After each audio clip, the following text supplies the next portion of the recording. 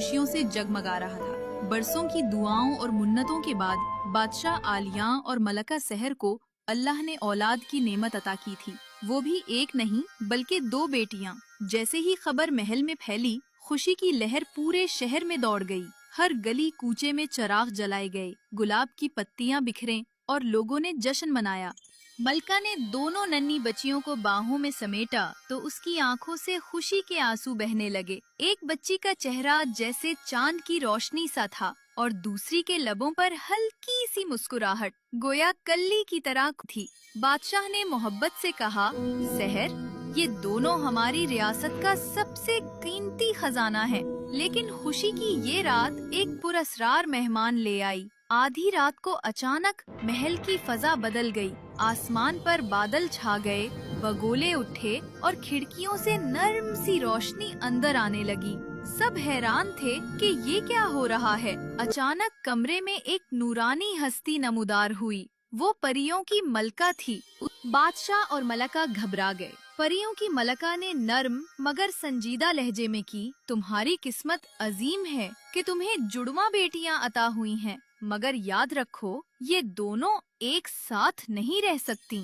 अगर अभी से उन्हें इकट्ठा रखा गया तो इनमें से एक की जान जा सकती है। मलका सहर के दिल पर जैसे खंजर चल गया। वो अपनी दोनों बेटियों को सीने से लगाए हुए रो पड़ी। ये कैसा जुल्म है, हमने बरसों के बाद ये खुशी देखी है, अब हम अपनी बच्ची को कैसे जुदा करें। परियों की मलका ने गहरी सांस ली और कहा, ये कोई जुल्म नहीं, ये तकदीर है।